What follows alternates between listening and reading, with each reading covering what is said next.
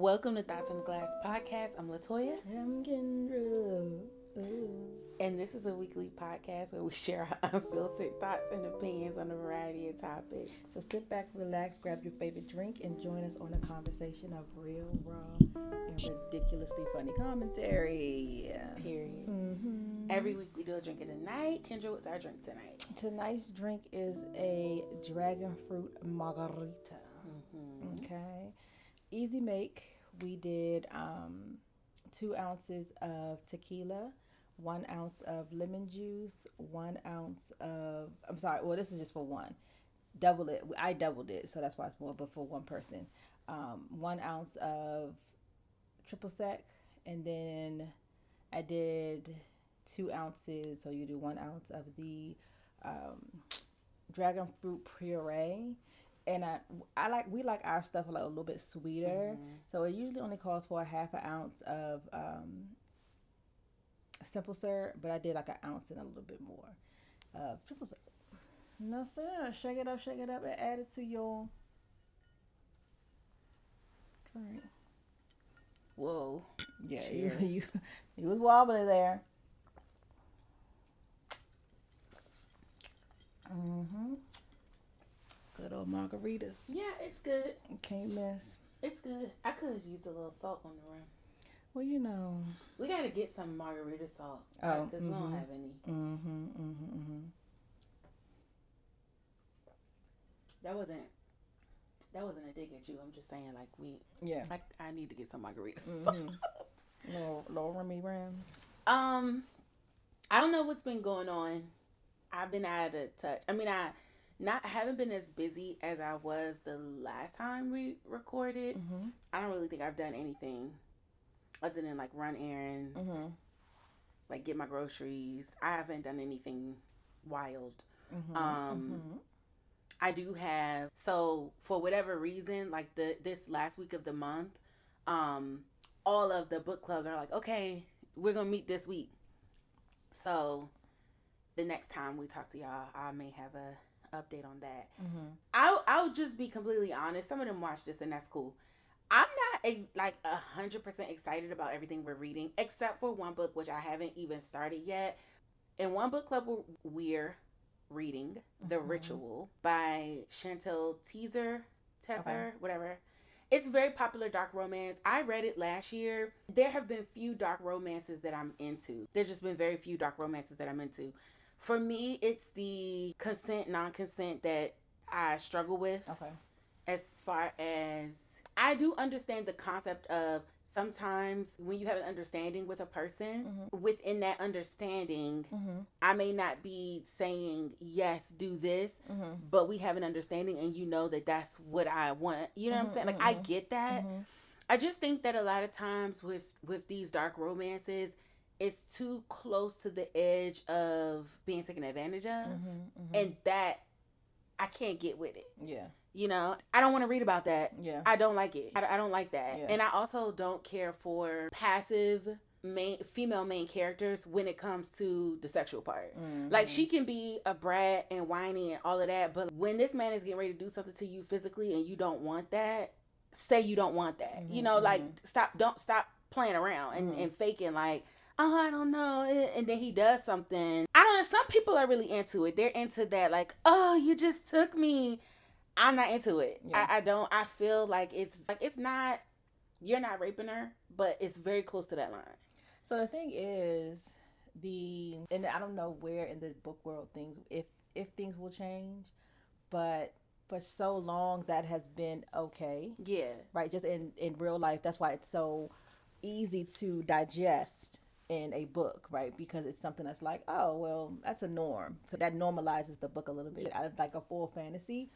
But now that things have been more so brought to the attention, brought to the forefront of consent, where does the line end? Like, where is that line and all of that?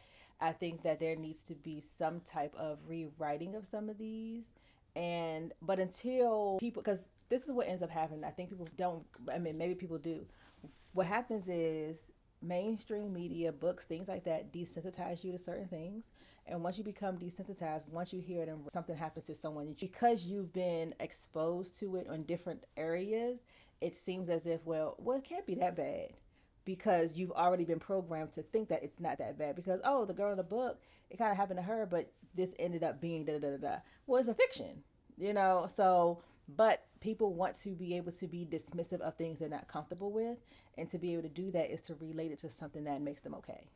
And we can't, I'll put this on the docket for a future conversation, because I feel like we could really go deep into the question of who, like, what, who does it serve to normalize this behavior, and then why do we romanticize it, even as women?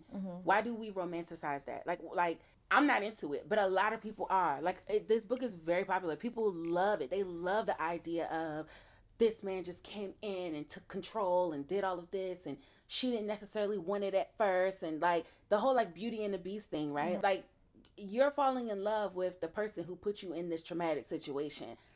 Why do even we romanticize that? Because I think, and again, we can go into this at another time, but you have to, I think that what happens is it's something that is a normal thing in your own life. And so it may have been, you may have felt the same way, but the person was trash. He became abusive. He became this.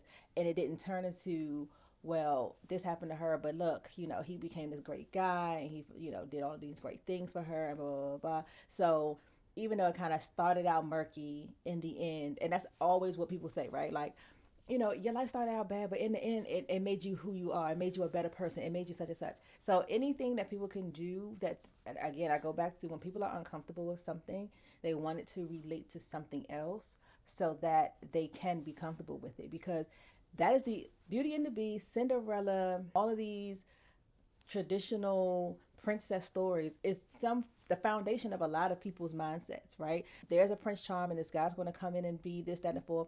You talk about in the church, oh, you know, well, he better than not having a man. He may be doing all of this, that, and the fourth, but he's God-fearing. He takes care of his family. So a lot of stuff that has been instilled is still like stuff that I'll say for like black people, that stuff that we went through with slavery, people like, oh, it's 400 years, it's still instilled in you, right? So that's the same thing as for women. There has been this push to be homemaker, to be this. And so now that we've kind of pushed against that, there are people that still believe in that way of thinking, change the narrative in what you see on TV, what you see in books, this, that, and the fourth. Some things change where there's more men men at home and women can't go. So it depends on what you are still consuming. Yeah. But anyway, we're reading that. The other book is Trebble. I can't remember the author for it, but I'll drop it down. And then the last book is Can't Get Enough by Kennedy Ryan, which I talked about before because she was at the Black Author event. I haven't. So Trebble was okay. It was I would call it a novella because it was quick. It was about a couple in a poly relationship. I would call it an erotica because, I mean, they got to it. Like, first page, they in there. So, but it was fine. It was okay. It was a quick read, well written, and Can't Get Enough. That's the one I haven't started. I'll start it soon. I've been putting it off because the audiobook, I don't really care for the narrator. Everybody loves Wesley Savion. I don't like her voice. I don't like that New York accent, but everyone loves it. She narrates a lot of these books, and so I've been having a hard time getting through them because I don't personally care for her voice. I'll power through that eventually. So I'll read it and I'll let you guys know how it is. Basically it. Are you watching anything? I'm just catching up on stuff that people have already watched. I'm watching the Spot. Tell us about that. Yeah, so I'm still kind of do that. Outside of that, I haven't really been doing too much between working and getting ready for school and stuff like that. That's this is the first week of school, of course. Everybody, well, PG County started yesterday on Tuesday. Just kind of doing that. I have to do. Joshua's been out of daycare for a week and a half, so he was out Monday, so he's back in school. We're back to daycare starting yesterday. So over the weeknight, we didn't do anything. I ended up going out. Saturday we did go and get facials. I'll try to make sure I get young ladies information in the comments. She did such an amazing job. She's in Crofton. Now, so across the street is where the Planet Fitness is, and it's one of the salons. You know how they have multiple things? Yes. So she's has a. How did y'all find her? So Davon used to see her at the Massage Envy in Crofton, and then she ended up leaving there because she wanted to start her own her own stuff. So he ended up just continuing to work with her that way. Okay. It was wonderful. I got me some new regimen. She said everything is good. I just need to. My skin is dehydrated, so I'm trying to get on that. And then went home, just took a nap, and then I forgot to mention this last week, y'all, and I apologize, but last week was restaurant week. Oh yes. And so we went on Saturday to Morton's dinner. Me, myself, Joshy, and Davon. And then when we were there, and I dropped the video that I recorded in the I have LaToya drop it in because baby, I shows up and while I'm talking, but. Like a live band. Oh, at Morton's? No, but outside across the street. So the Morton's we went to was in Alexandria. And so across the street is by the water bar. There was a live go-go band. And they were there from, I think they may have started about maybe 5. Because what time was it? It was maybe like 6. Because when we left, it was about 6:45. And they were just finished up their last song and they were going on break. And they were there till 8 o'clock. So they were going to be from 7, another hour. So. I thought that DC, Maryland, and Virginia, I thought they had 3 different restaurant weeks. So no, so this one, so I don't know if it was the full restaurant week. I'll just say Morton was having their restaurant week. And okay. Last week was restaurant week for DC. I know that for sure. But you said this Morton's was in Alexandria. So I'm like, I thought Virginia had their own. No. So they all together. Okay. And so we could have went to Reston because it tells you which ones are doing it. And so we could have went to DC, but I was like, I didn't want to have to really try to fight for parking, and I didn't want to be in a city, so we ended up going to Alexandria. Oh, that's nice. I'm glad you had a good time. Yeah, so that was fun. And that's it. Sunday, we went to Teapot in Waldorf to for Korean barbecue birthday, so we went and did that. Like I said, braided the boys' hair to get ready for school. Only had one little last day grocery shopping, just the regular normal stuff. I'm gonna tell you this, y'all. If anybody is still single or getting ready to start a family, don't have no big old family, y'all. Why not? Don't have no. Let me tell you something. On Sunday, we cooked steak stir fry with rice. We fixed tacos, and I think we still had a few little things for leftovers. Right, so the boys were home, so now that means they also need breakfast and dinner, right? Well, usually when they're at daycare, it's not a big to do. So of course they're not with my mom, so she's not gonna just feed chicken nuggets all the time when it's down and forth. So we're also preparing whatever. Like we were gonna give stir fry for dinner, they would have like tacos for lunch. We made some extra rice this down and forth. I say all this to say, by Wednesday, all the food's gone. I was making sloppy Joe. By Thursday, there was not enough left. It was enough for everybody to have one of each thing. Like one person can have one of these things. It was one serving of everything left. They say kids eat you out of house and a home. Listen, my mother was like, I don't know how you do it, Kendra. I don't know how you do it. And you're saying this, but you're also the same person that's like, oh, we might want to have another baby. These kids, 2 of them got to go before I can have another one. 2 of them got to be on their own. Because I can't. The babies ain't the issue, right? Because I breastfeed, so... like with Joshua, we never bought milk. So I'm like, for the first year, we Gucci. It's just after that. Yeah. Because we eating. I feel like it's a longer amount of time of them eating than it is. Of them being breastfeeding? Yeah. I know. I mean. And then we grinded up food. So he was already eating like food, just kind of blandish. Because I'm like, I want to keep buying jars of baby food. I did that for my aunt when she had Kingston. It was during COVID. And so you were home half the time. And I literally made all his baby food. I don't know what possessed me. Child. I just was like, don't feed him that. I'll make his food. And I literally made all his baby food. Yeah. It's a lot. I do laundry every week. Well, you have to. I usually start on Thursday to try to get at least a couple loads done so that we not washing clothes all through the weekend. I be momming and relationshiping and taking care of folk. I don't know. I'm glad I ain't got to wash the girls' clothes. Right. But good God Almighty. Well, Jonathan, in a couple of years, he should be probably already showing him a little bit. He know a little stuff, but like it's not focused. And so like the girls, even with the girls, it still took a minute before like I wasn't finding earrings and pencils and bullshit in the damn washing machine. Yes. It just takes time, and stuff is not as cheap as it used to be able to replace or have somebody come in and fix. Yeah. I'm like, just Give me your little pal. Now, granted, I'm so glad that they have uniforms, so you only have 2 pals. Right. Permanent press, docs, and your socks. The towels and stuff I take care of. Anyway, but if you're a prerogative, I'm just telling you, I'm just going to be upfront with you.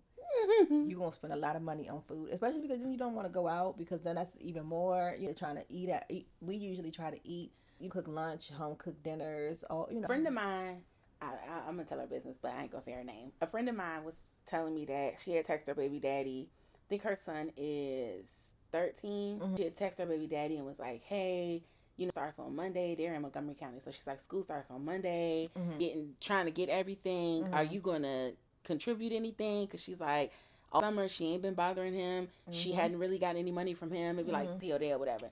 But she's like, now school getting ready to start. It's like, what's up? Yeah. She said this man sent her $37. You know what kills me? And she was like, I sent it right back to him. It was just like, she said, I sent it back to him and said, fuck you. And I told her my advice. I said, is he on child support? She said, no. I said, put that man on child support and don't give no fucks. Because I personally feel like, and different people, different situation. I'll just say it like this. As a primary parent, when you have another parent that's not doing as much, to me, it feels like they don't care what you may have to sacrifice and what struggles you may have to go through and what things you have to rearrange in your life to make sure that the child has. So it may be an inconvenience to you by me putting you on child support, but you don't care about the inconvenience to me. Right. So this is what I'll say about that. And I agree, because I have situations of this, right? So I have fathers on child support for my kids, and they don't have the best relationship with their dads. Right, so it was for both the girls, and it was for Justin. None of them had a good relationship with their dads. Like, Jay hasn't spoken to Jerome. It'll be in December, it'll be 3 years. Wow. Right. That's going for, so Jayla never really had a relationship, right? So you have that. Then you have, I have a relationship with him, but you're not paying as much as you should. And then she's grown, kind of own ideals of life and things like that. So now child support isn't an issue, but now you don't even have a relationship with her. So part of that feels like you only were there so that you wouldn't have to pay a whole as much as you would have had to pay, right?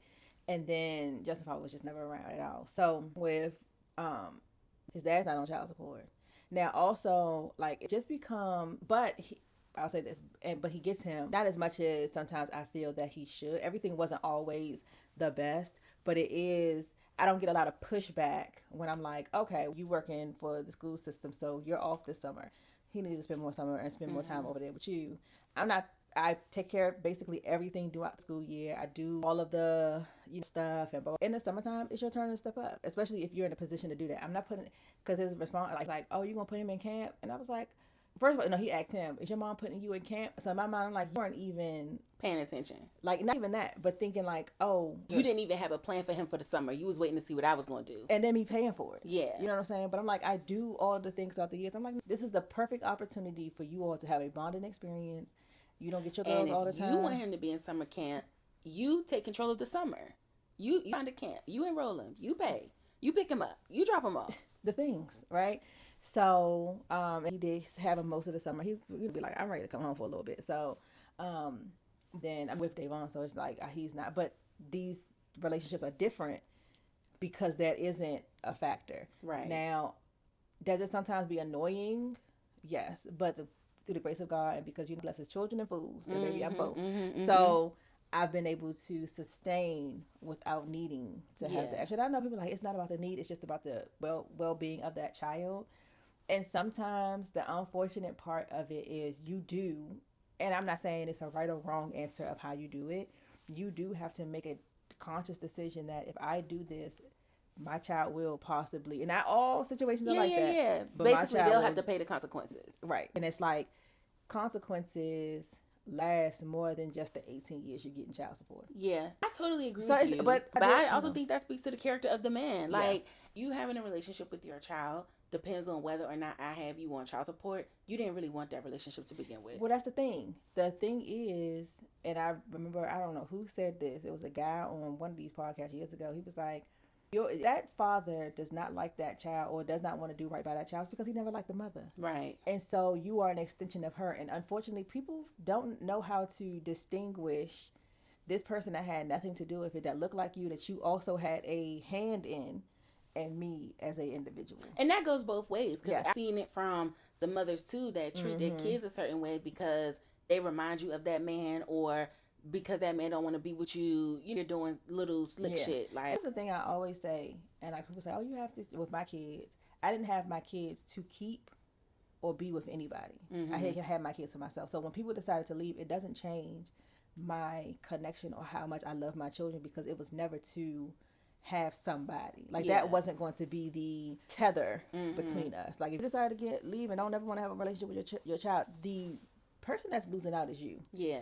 They're losing out on you, and they're not losing out on you. You're losing out on them. Yep. So when people start, I feel like people look at it in that space. But if you're a woman who feels as if you have to do all of these things because someone isn't showing up, I think you might have to also ask the question is, did you have this child because you wanted to have this child, or did you have this child because you thought it was going to keep a connection? Yeah. And sometimes it's a hard question to ask, because then that shows in the selfishness, because men do it to women as well, the selfishness of where you were in your life. And you ain't got to stay there. But sometimes those questions kind of need to be asked. Now, people do need to be held accountable. If you out here recklessly having sexual intercourse and this, that, and the fourth, and not doing what you're supposed to do, and dudes be like, oh, I want this family, and then the moment that it's like, well, that was the fantasy. And I think that's more so my friend's situation. Like, her son's 13. The situation wasn't always like this, like you say. When they were together, everything was all good. Now you're a part of the household, so I don't have to find you to come get him on the weekend or whatever. But now that we're not together, it's almost like you're not dealing with me, so you also not dealing with him. Wait a minute now, that's not what we agreed on. I do think it is. I agree with you. If it's one of those situations where it's like, I'm gonna have my baby regardless, then you kind of into it knowing that you're gonna have to do everything. But if it's a situation where we went into it together, and now we're not together, pay up, baby, and you're mad at me because I like, or I'm doing everything and I can't get any support from you, that's okay. The state of Maryland will pick up your slack and you can pay them back. If that's just what it is. And if you have an issue with that, do your part. Then don't put me in that situation. And if you, like, a lot of people say, oh, you trying to get me locked up. The only way you get locked up is if you don't pay. Well, I got to do this and I got to do that. So do I. And you know what would be the biggest thing for me, and I say this about, all situations, because there's situations where women don't have the kids and whatever. You can work if you don't have them kids, you can be working 24 hours a day to live the life you want to live for yourself, and to also be able to provide. Like, it's just literally that simple. And it's, I don't know, I just be taking advantage of the relationship and how people are, what women and men actually want. There's men that's like, I want a whole family, I want this, I want that, and the woman's like, I know I could get something from this. Right. And vice versa. And so, but if you, I'm gonna say this, if you have someone in your life as your child's father who has a child and you don't have the child, or vice versa, if you just do your part, hey, $500 a month. And the thing is, there are things that you can do. You can set up an account where that person has the card, and so out of your check, it automatically goes there. So it doesn't necessarily have to be a garnish. It's just going to another account, just like you would do with any other. There are things that you can set up on your own that allots for all of the things that the court ends up having to do. The garnishment is basically the same thing as if you direct deposit your money into something else. And it's a paper trail. And you get paid every 2 weeks, so you just put that money in there every 2 weeks. I feel like people don't understand how easy it is. Because I joke around with this a lot, but I'll say, if I could be a baby daddy, I'd have been had kids. If I could be a baby daddy with a decent baby mother, you wouldn't have to look for me. That money be there on, just like any other bill. Just like I pay that mortgage, just like I pay that cell phone. That money would be there on time. Because I think I understand what it takes to be that physical parent and to only be the financer. If I got to send $1,000, you going to get that up off me. But the thing you going to get it. But my character also would be more involved. I would probably also would be more involved. But like, I just feel like the people in that position, to me, have it so much easier when you can, like you said, you can work 24 hours a day. You don't have that responsibility of physically being there, and all you have to do is make sure that bill's paid. So that's how I would look at it, like a bill. Let me make sure that bill's paid so that you ain't got so the bills can be paid. Yeah, so you ain't got to come look for me. You ain't got to come find me. I might I'm gonna be honest. No, I don't think I'm not that kind of person. I was gonna say I might be a deadbeat, but I'm not that kind of person. I definitely though could see myself being like every other weekend and holidays. I would be. So that's the thing. But you gonna get that child support on You time. get the child support on time. I would be. Send me some pictures. Send me some photos. I would be checking on the FaceTime. What I would be like a Kanye. Like, let's move around the way. Oh, let me get a house next door to yours. They ain't gotta be next door, but it's gonna be relatively close where I'm still in the same like school zoning area. Mm-hmm. So like the regular stuff don't change. Mm-hmm. But I need to see what's going on. I need to be involved. I'm at the shows. I'm at the things. I would be at the concerts and the things. I might even be at a couple practices if they was in an activity. But if I didn't have to, if I could be absolved of the responsibility of like every day, like wake up, drop off, pick up, homework, bath time, read a bed story, potty training, all that. I know. I think as a dude, this money. I feel like as a dude though, I would be much more selective, and I probably would have gotten married first. That too. I think it would have been if I had the option how I would have done things, and it wasn't a stigmatism of you should propose and all this, that, and the fourth.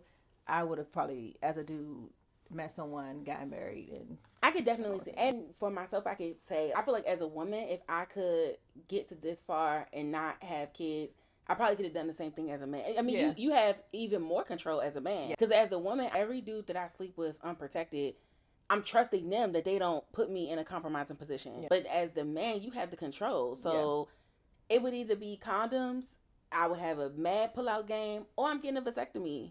Freeze my sperm. And when I want to have kids, it has to be a conscientious decision because we're going to have to go to the lab. And pay some coins. And if I'm paying some coins, I'm up in that baby life. You are the option. This baby is my baby. Anyway, moving on for that. But I just was bringing that up because it was back to school. Yeah. I feel like there's so many different experiences that we experience as adults. And some people, you able to handle what you need to handle and make sure everything's straight. Some people struggling. And then you got these dusties out here that living their life and don't care. My thing is like, it was in the beginning, it was hard. Meaning it was difficult where I needed you to step up. So you had to get on child support. Once I got to a space where it would be more hindrance to that child, especially with having boys, it just wasn't necessarily as pinnacle in my life to have to do. But they ain't gonna say that ain't gonna never happen. At this point, it probably won't. But. And it may not be worth it because y'all got, it's probably definitely not worth it for y'all because y'all have a somewhat decent arrangement now. Yeah. But for those people in this situation who is when you're on the child support, you feel like you ain't got to show up, you ain't got to do this. But then when you're not on it, now all of a sudden you're getting him, you're doing whatever. I feel like it would be worth pointing out, why does this determine your level of being present in your child's life? Do you know what I mean? Like, why does that determine that? Why is the child being punished for some shit that ain't got nothing to do with them? Because the people think that's the only way you can hurt them, but it's such a lie. Anyway. We digress. So, I seen this on, I think, Facebook, TikTok, whatever. I don't know, one of the socials. But the quote was for women only to answer, what are some things that men said to you that were offensive, that maybe they didn't think was offensive, but was offensive to you? And of course the girls went off. Oh, the girls go off with stuff like this. So I'll read you some of the things they said to you. You could tell me if I would have been ready to fight. What things have been said to you or how you feel about it. Okay. So the first one is, the most common one was, you're pretty for a fill in the blank. So you're pretty for a dark skinned girl, you're pretty for a fat girl, you're pretty for a girl with no arms, whatever. It's never just, wow, you're so pretty. You're pretty for a whatever qualifying factor they think you don't have. The next one was, or a similar one was, what do you mix with? Or you must be mixed with something. Another one was, don't be so emotional. And then in that same vein, are you on your period? It was just a joke. The most common one was, smile. I feel like I have gotten a portion of all of those. Same. To the point, I even got a Well, first, do you find any of those offensive? So, yes. Same, definitely me too. Find them all. Like, I hate when dudes be like, why are you looking like that? You should smile. For what? I don't owe you a smile. You don't know what I got going. And I smile a lot. Usually, cheese. I paid a lot. My mama paid a lot for these braces. I'm a cheese on you. But if I'm having a bad day, that did not help. Or if I'm being told something from somebody else and now you hear somebody else telling me what to do, that don't help. Shut up. I totally agree. I hate it. Now, there are certain situations where it happens, Excuse me. And I don't feel like it's worth correcting people. There are certain situations where it happens and I will correct you. Other times it's not even worth the correction. And there are times too where there's no reason for me not to be smiling. It's just my face is in a resting position. I'm happy, I'm fine, I'm just chilling. Sometimes, a lot of times, what's on my face is because of what I'm thinking about. And you in my business. Right. So I'm going to need you to back up and get out. If you had said, "Oh, excuse me," and started the conversation, I see that you were deep in thought. Right. Or, I don't even know. And maybe this would be offensive. Like, I hope the day that you're having isn't a reflection of how serious your face is or how you're looking. They'd be like, you know what, it's not. But like maybe that would bring some I've had tension. that happen too, where guys like, oh, you mean again? It's something going on. Like, looking serious. And then I'll be like, no, I'm just chilling. You know what I mean? Yeah. Like, I would prefer that over. Because then it's you being observant situation. Versus you telling me what the fuck to do. You too pretty not to be smiling. But where that smile at? I be so I would over say it. when I see my man, he'll see it. Okay. But there's this older guy that does that to me a lot whenever he sees me, and I be so over it. And it's normally in the morning when we're walking in. I be so over it, but then I'm just like, it's really not worth correcting him because I only see him in passing. So, and I'm like, it's first thing in the morning, so I really wish that he would just say good morning, and that way I can respond with, oh, hey, good morning. And like, you know what I'm saying? Like, I would give you the reaction that you're looking for, but you too busy. When you see me, I'm just walking into the building, and so it's when you do that, like, cold, hey, where that smile at? It's like, leave me alone. Next thing, at home, I should try to be mean, and because I know he's not trying to be mean, but it's one of those things that I feel like, especially I'm gonna say, especially older guys, it's definitely they don't realize that that's offensive because they are old and corny. And it's like, but I also think that it's a part of, like we were saying earlier, you're trying to normalize something. And this may be taking it deep, but I feel that it applies. I feel like the fact that you have the audacity to say that to me, it highlights a number of things. It highlights an underlying perception that you can tell me what to do. And I'm pretty sure that if I said that to these men, they probably wouldn't take it that way. But it's like, it is though. Like, I know you don't see it like that, but it is. It's almost like if I see a younger person or a child and they ask me for, this could be a random child that I don't know, and they ask me for something and I say, please. Right. Because I'm the adult and I'm teaching that child to be polite. It's condescending. And they don't see the condescendence in it because they don't feel that it's that, but it is that way. Because I don't look at you and say, you pay that bill, you know what I mean? Right. Where that money at? You get to work on time. Right. I don't look at you. I don't. Right. It doesn't go the other way around. Women, I can't. I mean, y'all correct me if I'm wrong, but I can't think of an instance where we say something that is condescending in the same way when we see men. Yeah. If anything, unless we find them attractive, the first thing that we're thinking about is our own safety. So, I guess the main thing of this is that it's kind of giving, not even kind of giving, it's giving backhanded comments. It is very much so backhanded compliments, which even, oh my goodness, you speak well for a black girl. What's the word they use? Intelligent. Yeah, you're the way that Oh, it's just, the shock of it. That's what it is. Is so like, but why would you be shocked at that? And I hate that people, it's such a disconnect because people really think they're giving you a genuine compliment. Yes. But it begs the question, like, if I was a different color, if I was another man, would you be making this same observation? Correct. Yeah, it's all of those things. And I think people look at it like this. When I say, oh, I have that many kids. Oh my goodness, you don't look like you could have that many children. To me, would be a compliment, right? Yeah. But somebody else that feels like, why does it look like if they have their own, kind of insecurities you think or it's things like a that. personal thing. But then I also think I'm gonna play devil's advocate because we just can't be always agreeing. Yeah. If someone said that and I have purposefully done the work to speak a certain way to distinguish myself from someone else, and then someone says, oh, just because of my appearance, it makes me feel a certain kind of way because it's something that I've worked on. I would say, and this is just my personal, I would say then you also are feeding into that. Yes. They're feeding into it with their compliment, and you have also bought into it with your efforts in trying to differentiate yourself. Yes. And I think that that could be a thing. It all comes down to what somebody's like, the impression of what you see, right? It would be the same thing as if you walking down the street and you see someone, the first time you see them, let's say you just see them at the grocery store, they're looking terrible, just looking a mess, right? And then, or you see them just on a casual day and you see them again, oh my goodness, I wouldn't expect you to look like that. It's like, why wouldn't you expect me to look like that? Right. And it's like, well, because that's not what you give off. So what am I, like, so then that's, so that's another thing. Like, so what am I giving off? Like, so you catch offense because it's like, what are you saying? Yeah. And I think sometimes we culturally do that when it comes to European Americans. Yes. And when we're like, now why she put that on? Like, you know what I'm saying? When they wearing something that just doesn't look as if what they should, what we perceive them to be able to put on. I think we all have this stereotype, and I think again, it goes back to kind of in the beginning of a conversation.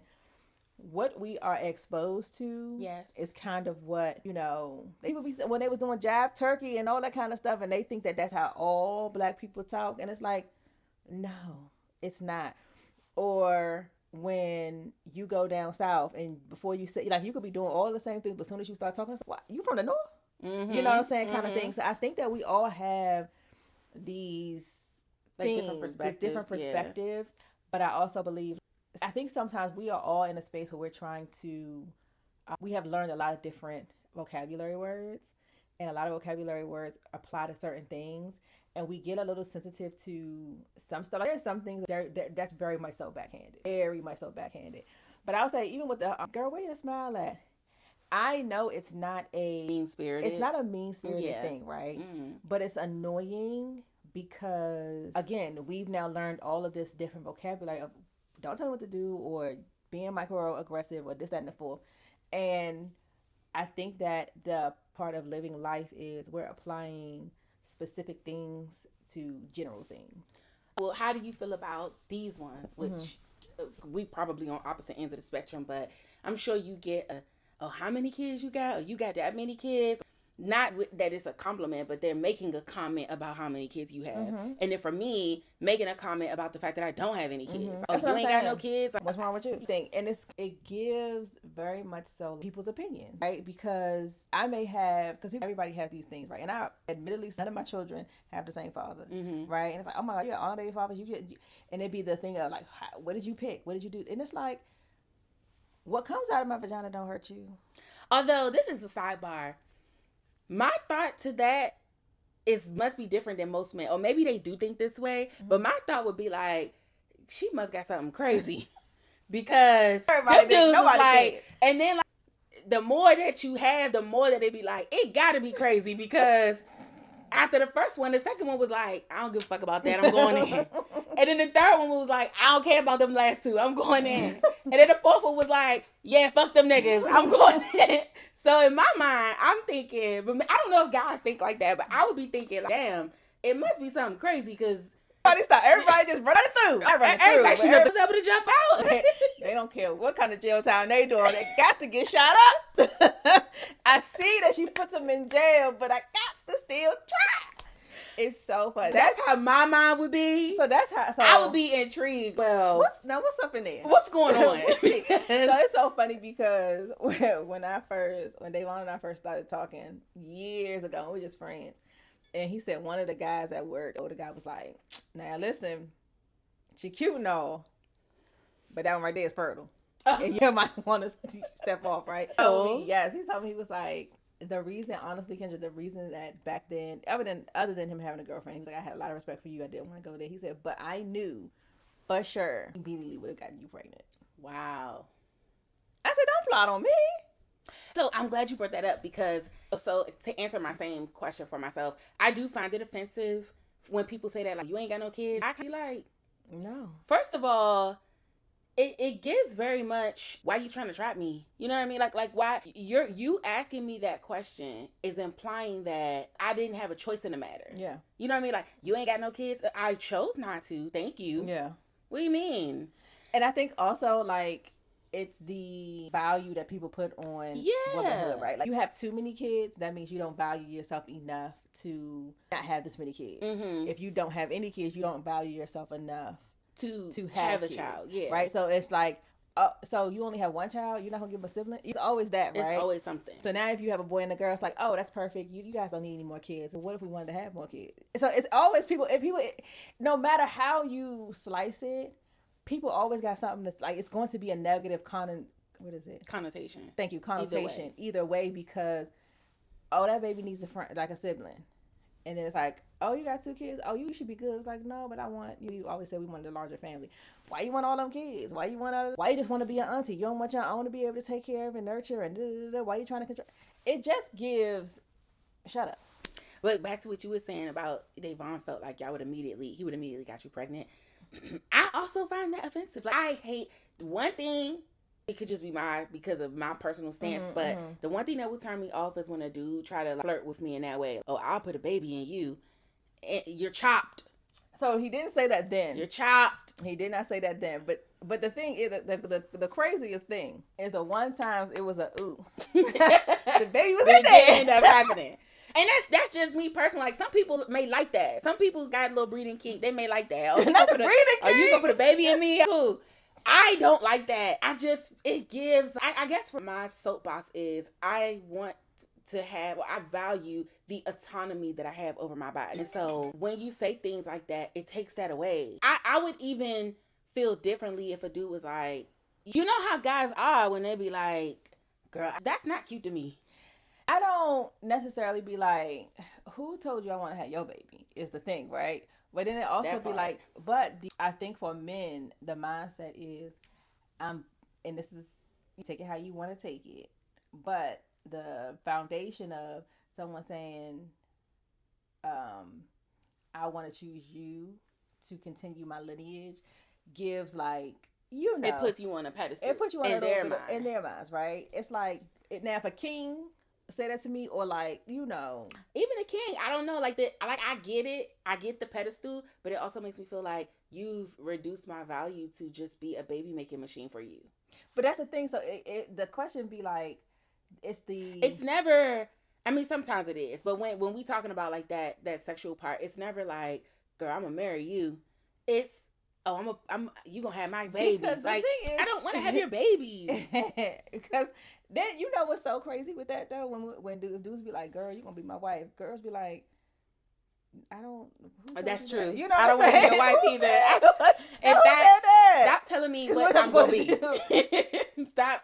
Just don't. That? Like you said in the beginning, don't tell me what to do. Don't tell me to smile. Right. Don't tell me I'm gonna have your babies. Don't tell me I'm gonna be your wife. Like, I don't know. I'm not speaking for all women. So if guys, if y'all watching this, I'm not speaking for all women. Right. Some women. Me personally, I want to have autonomy. Give me a choice.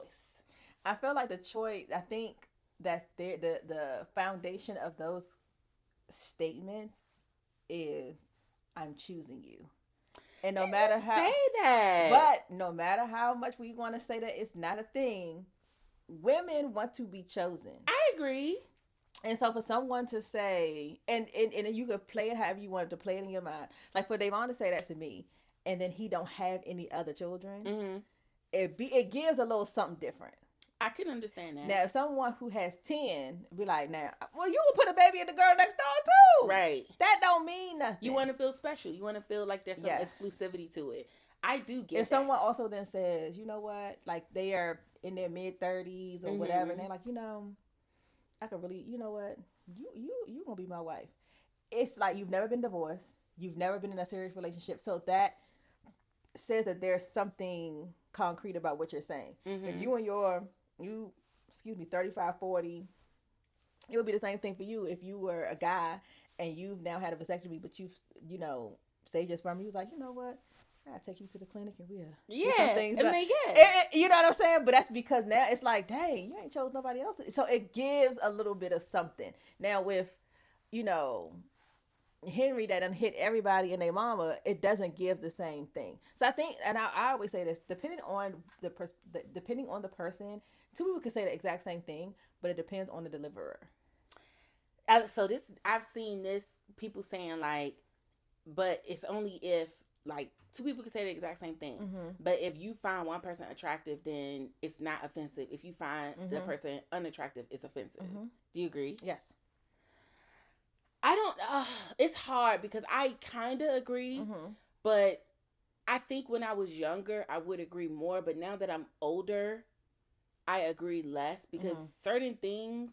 Now that I'm older, it doesn't care what you look like. Like that, I'm gonna put a baby in you. I don't care how fine you are. That is gonna turn me off. Cause don't do that. But see, this is the thing you have to remember. Like, you are in a space where you've already been chosen. True. So that is not a thing that's at the forefront of your mind. That's if true. you're a single person and you are out here trying to date and someone's like, "Oh girl, you're too pretty to be smiling," because someone has chosen to even speak to you, and it could be someone that you're not attracted to, you won't get necessarily as much of a ick about it. If I, like me being in a relationship now, someone saying that to me, I smile for who I want to. Like, it's you're not a big to do for me. Like, I'm not out here looking for something, and so you trying to catch my attention isn't something that I needed today. Yeah, you know. So now it's like I can look at that in a different light. If I was someone who's literally out here looking for someone, and someone say, "Oh, you should smile," I'm like, you know what? Thank you, because I am happy. Because it then opens up a conversation to be able to maybe lead to something. Yeah, especially if they are attractive. Because then your response now, if I was out here and it was somebody I was attracted to, like, well, what reason are you going to give me the smile? Would be now the game that I'm going to play. Now right? we opening up for conversation, which is probably their goal to begin with. Yes. I guess I was, as you were talking, I was trying to think back to when I was single, which, guys, okay, I know that was a minute, but I'm trying to think like how would I have handled it. And it's a little fuzzy. I think my godfather used to tell me, like before I got married, he used to say, "You're hard on guys," and I used to be like, "Really? I'm hard?" And he'll be like, "Yeah, I think so," because like we were close. I would tell him, and then he was a coach, so the uniqueness of the relationship was a lot of times the guys that I liked would be guys that he knew because they were on a basketball team or on a football team or whatever. So I couldn't too much be trying to talk to somebody without him knowing who they was. So in my mind, it was like, let me just have this conversation with you first. I like so and so. I gave him my number. Whatever you hear on the basketball court, right? It is, you know what I'm saying? Yeah. But he used to say that. He used to be like, "You're hard on dudes," and I'm like, "How am I hard on dudes?" But I don't know if I can't say for certain if somebody was really attractive if they could say anything to me. But I do know that I had a lot of walls up early, so it wasn't too much that you was gonna get away with, cute or not. Yeah. Like, excuse me. Yeah. Who are you talking to? Yeah. I'm not that. Yeah. We're not. Yeah. But a lot of times that happens when you're already mature in your mind. That is true. Yeah. Because if you like during that time when people could just say stuff to you, is because you are really just like, oh, you like, child, I gotta go pick my siblings up. I ain't got time for that. For sure. You know what I'm saying? For sure. I got things to do. Bus time. Yeah. You know what I'm saying? What are you talking about? Oh, you want to swing by? Swing by where? You don't even got to call. What can you do for me kind of thing? You going to help me pick my siblings up? At 16. Like, right. I don't have time for this. Now, I got to be up at the daycare now. I'm what are we doing? How do you do? Are you going to come to major rap practice? You know what I'm saying? You gonna, like, that's where I'm at. Like, oh, you want me to major rap practice? It was so sweet. Now I'll be like, oh, God. Did you get the groceries? Come on now. I guess you're right. That does add some context to it. Yeah, for sure. For sure. Yeah. But yeah, I think that, because you know what? The other thing is we can, as women, we don't have many things to say about, like, saying stuff in the transverse of us saying it to men. Because we don't be trying to pick up men. That's true. But I do wonder if there are things, I mean, I'm sure there are things that we do say, just in general, that we don't find offensive, that men do think is offensive. And I'm not talking about the obvious things. Like, I know if you call a man a bitch, he gonna find that offensive. I'm trying to be offensive. But I wonder if there are just things that we say in everyday life that guys will be like, yeah, that's not cool to just say. I think the only thing to be saying is like, or if you was like, when the last time you went to the barbershop? Don't talk to me like that. Now, why would you say that out your mouth? I can see that. That's rude and disrespectful. But I can see from the female perspective, us not seeing it as rude. Yeah, because it's just like regular maintenance. But it's like, now if somebody said, now why you walking around with your hair looking like that? We were gonna be like, no, what it looking like? Because I thought I did something, you know. So I think we just be, but it's like, But sometimes Or if I you be think like, I think it's different because if you went into the bathroom and tried to do something with your hair and it didn't turn out right, that's different than like it's been 4 weeks since you got your last haircut. So you and I both know it's past that time. It ain't like you tried to go in the bathroom and do your own little edge up. You're just out here. or I'll say it a different way. Or if we know you just came from the barbershop and we be like, did you see a new barber or something? What? What you just say to me? I can see that happening, but me personally, I would not do that. Because you know Because somebody I gonna be ready know, to fight. yes, I would just, I don't know how I would say it. I would be like, I have had to have that conversation though. Like there have been times where Judah come home from the barber shop. His barber is D also, and I would be like, D cut you a little lower this time than you normally do, or you do something different with the. Did you check what's going on with the beard? Y'all switched it up. Y'all did something different. Like I always try to come from a point of like I'm just curious and not like it's an issue. And my poor husband, he's starting his little cul-de-sac. It's so funny. So I think that's what his barber is doing is like cutting it lower and lower and lower so that it just because they don't want. I be like, so that's.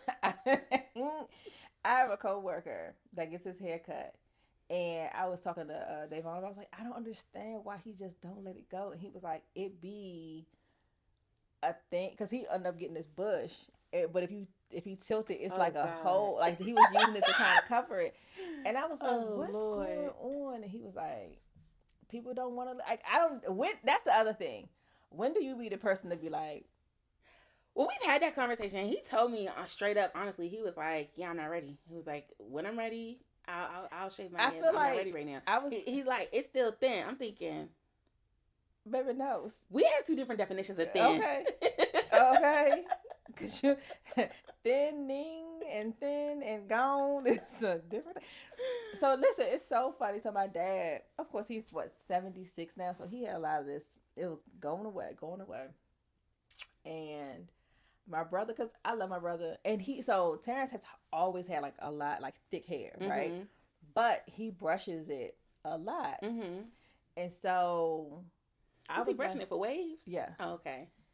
And so I was like, and he cut my dad's hair. He's not a professional barber. He's been cutting hair for, since he cut his hair off, excuse me. And so I was like, what's up with your Cody Brown? You got a bang right here, bro. Because it started getting a little light, right? So he ended up going and getting the hair implants? No, he got the hems. Okay, yeah. So that's coming back, right? Okay, nice. So then my dad was like, so my dad ended up getting him some hems. When I went over there the other day, my dad has always only had like a mustache, maybe a little beard and stuff. When I tell you this young done connected, the hems is working. I've never shout out to hems. We need some sponsorship. Listen, he's like, I've never been able to connect it. Really? Here. And then it's like, so he's always been a little thinner up here, but like his like bang area that has thickened up, and so he's like, I'm about to get my fro on. I said, I don't know. So I don't know if hems will work for Judah because I personally think what it is he uses a lot of supplements because he work out. And I did a little, I mean, it may work. I haven't done all the research, but I looked into it a little bit, and some of that, like when you produce a lot of testosterone and like the different like supplements he takes, like the pre-workout and all of that stuff that he takes to work out works against the hormones that will grow your hair. Yeah. So I wonder if you have an abundance of the hormone with that. Would it cancel each other out? Yeah. I don't know. I think if he had to choose, he would taking the supplements to work out versus regrowing his hair. Well, I'm saying you could still take the supplements, but now like whatever hormone needs to boost it back up, into his system. Putting it back into his system because it's not helping to take away. But anyway, maybe. So I bring up Hims though. Also, did you see Serena? Yes. You see that she's on the GL1? Yeah. So she has lost the weight. She's smaller than she was when she first started. Hello. So she was saying that because I was talking to Davon about it, and he was like, well, why all of a sudden is a weight loss an issue? I said when she was talking about it on the interview, she said that her coaches have always told her she needed to lose weight. Like she's always been basically for the tennis world overweight. And she was just like, I work out 5 hours a day every day on top of like with tennis, on top of like strength training and stuff like that. And she's like, I would get to a certain point but could not push through. And she said, I always say I would never do this, blah, blah, blah. She said, but then I had friends that ended up getting on it and really was losing the weight. Mm-hmm. And she said, once I started taking that, it did push me through that next Mm-hmm. threshold. So, and she's on hers on row Mm-hmm. with hers. And so I'm thinking, I know we've kind of touched on it or Yeah, whatever yeah. before, but I think that I'm going to, so I found a new PCP. And so I go see her in October. I'm like, damn, these people don't never had no I damn club to know. open it. But October's not bad. Yeah, so I go see her in October, and just to see if like get all my little stuff done. But then I want to go and start because I'm like, this is my last year of my 30s. I don't want to go into my 40s. Yeah. And I want to be physically fit and all of that kind of stuff. Also, in March, we're doing a half marathon. Oh, that's right. So we supposed to start running and doing all the things and stuff like that. And I realized like when I go up and down the stairs, my knees start like, and I know part of it is because with marching for 3 years, the cartilage in my knees ain't just it's a you get older, it's a bunch of things. But I was like, I didn't realize that. I mean, I knew like I'm sure she probably eats healthy and all of the things. But I was telling because that's what we were talking about, Davon and I was like, I think if we don't realize that even people that are eating organic and certain, working out, the things that they put in our food, our bodies just cannot handle. Yeah. And one of the things that somebody said that also really kind of put a little boop, it was the black guy that always be talking about science and stuff like that. I can't think of his name, but he got a mustache. And he was like, we always talk about like, oh, cave people ate this, cave people ate that, but cave people's lifespan was maybe 20, 25. He said, and remember, they were eating organic. Mm-hmm. Everything was organic. So if organic is the way to keep you healthy, why didn't you live longer? Right. You know what I'm saying? I mean, they had a lot more stressors and environmental things, but I get what he's saying. But he's like, there was some science in that as well. Because then that's the other thing, right? You have more environmental stressors and things like that, but you ran. There was no driving around, so you worked out more. Yeah. You ate only organic food. There wasn't as much smog and all of these other things that they're saying. Pollution that they're saying is the problem. They didn't have asthma and all of that. Now, there was people that died because they probably got allergies to allergic to certain things. But those allergic things that people being allergic to stuff also comes into play to the stuff that you've been eating. Yeah. And things that have been put into your, because I can't eat peanuts, but I can have peanut oil. So it's something within that. Even like I can't have egg yolks, but I can have the egg white. So it's things that chickens are eating, stuff that is going, so it's all of the stuff. And like I feel like we always have help and boosters on everything else, and I don't want to be. I felt bad that she was being shamed for it. Oh, people were shaming her? Yeah. Oh, I didn't see it in that way when it came across my I saw her ads and then I just saw people like being like, okay, Serena doing it. Honestly, I was like, let me check it out. Yeah. Shit. I mean, we've been saying, I've been saying that that's something I would do. It just be expensive. But I was like, well, let me look now that everybody's doing it. Maybe it's not as expensive. Yeah. It's still about $400 a month. But low key, I'm like, well, let me clear off one of these credit cards.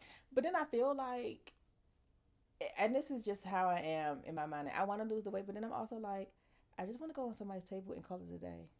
Girl, same.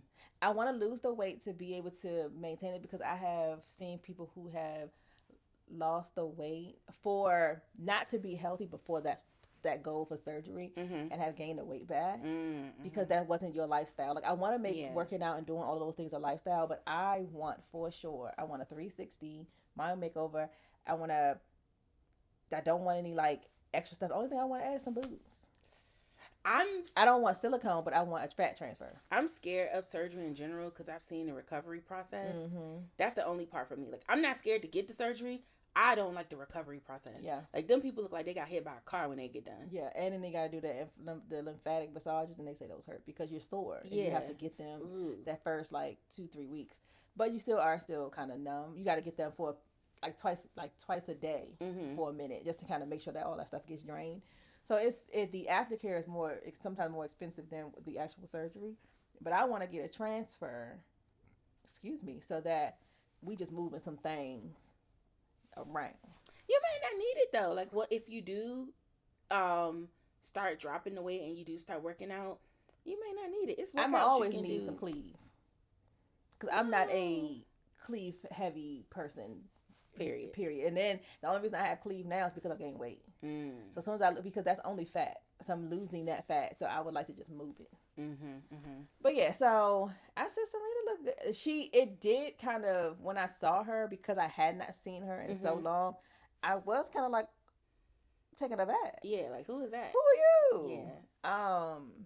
But you know, she looked good. She looks healthy. You can see her abs and all the things now. I just hope that this is not her spiraling into body dysmorphia, because I do see a little bit of her face has changed a lot, and I'm wondering if it's like, okay, I'm not messing with my face anymore. I'm messing with my body now. And I think I'll say this: I know she's done some things, but I will say, being heavier. Like right now, my face is. I carry a lot of like my weight. You will see it in my face because when I get small, the first thing my mother says is like, "Oh my God, can you please eat?" Because your face looks like. I'm not gonna lie. When you was pregnant with Joshua, crazy, and you couldn't eat, crazy. It was given she skeleton. Yes, I was like, "Are you even pregnant? Like, what is going on?" It's crazy work. I was like, I'm concerned. Everybody gets concerned. And that's the thing. So I be on the edge. Like the girls be like, when I was starting to lose weight and I've kind of plateaued and I'm kind of gaining again. And the girls were like, once I get to a certain point and they like, you got to stop. And I'm like, I ain't even made it nowhere. I'm like 190. But you can't help where you lose weight at. Like if you lose the first place fat in your face, it's going to be in my face. You can't help that. And the first thing Ma, you're looking crazy. Yeah. So yeah, and I got down to with Joshua I was like so I had lost 40 and I was only 170 because I was pregnant. Like I get to be 170 by the time I'm in my like ninth month. But so if you can imagine, like, and he was 6 pounds. That's and then all the weight. Probably the first time I ever experienced somebody who lost weight when they got pregnant. With the boys, and even with like with everybody, all I am is like stomach, and so I was never super heavy with any of the other kids because I was already like kind of small. But with the boys, I was 190. Like I was with Joshua, I was 190. With Jonathan, I was 190. I started working out. It was 190. Ended up getting pregnant, and I went from being pregnant 190 to like 160. Wow. And so my doctor was like, are you, this is like now this is in the first trimester. Yeah. She was like, are you throwing up? I was like, no, I'm just nauseous. I can't eat anything. And she's like, well, I can give you something for vomiting to kind of like so you don't vomit. I said, I don't vomit.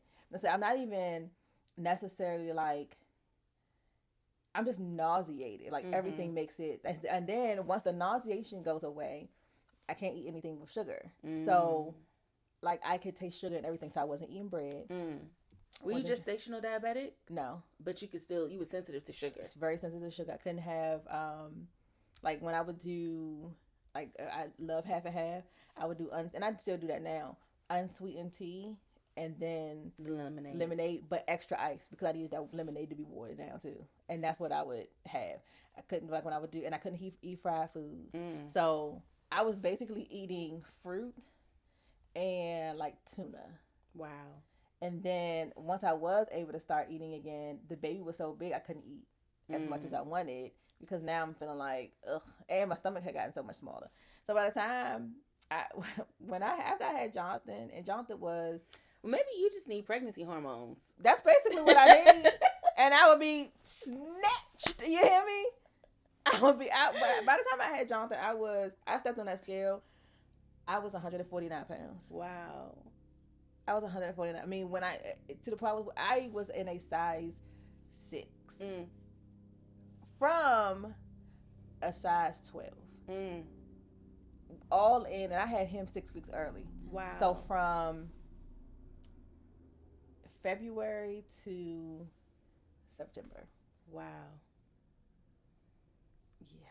That's crazy. It was crazy work. My cousin lose weight when she get like stressed and depressed, but right now she in a good relationship, and she was like, I might need to take a break from him and have some and call somebody's son to come stress me out so I could lose weight again. Okay. And then I was in postpartum with y'all. That's the first time I ever experienced postpartum, and I wasn't eating, and I had the anxiety was through the roof. See, I'm the opposite. I think Kev made this joke, or somebody made this joke. I'm the opposite. I get stressed and want to eat. Like, break my heart, and I be calling my friends, girl, y'all want to do brunch? I be somewhere sick. You be sliding down the wall. I be eating my feelings. So yeah, but I'm thinking about it. That's why I want to see if I can go. We should do it. I'm gonna try to see if I can go through my insurance and get on road. But y'all pray for. I am going to start. Well, you've been working out. Okay.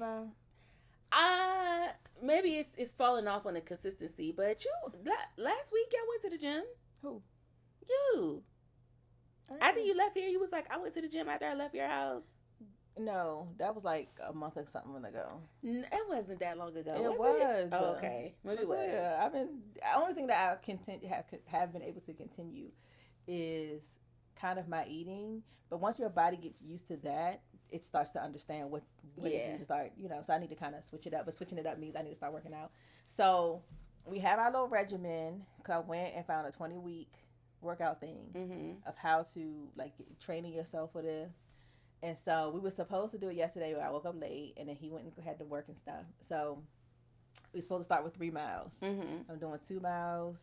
It's supposed to be 2 miles today and tomorrow, just to kind of get us in there. And then it's going to be like slowly getting us started and ready. So I don't know. I'm trying to lose weight, but then I keep buying clothes of the size that I am, and so next thing you know, I ain't gonna be the size that I am. And then that'd be my other thing. I'd be like, woohoo, got them clothes. Give them to somebody. I know. Buy new clothes. I know. But I like the way she looking though. She looking good. She done slimmed down. Okay. So go ahead, Serena. 2 snaps and a swirl for you. All right, we gotta shut it down. It's an hour and 12 minutes, and my laptop about to die. Oh well. That was another great episode. Make sure you like, subscribe, hit the notification button, tell a friend to tell a friend. Drop down in the comments. And we'll drink to that.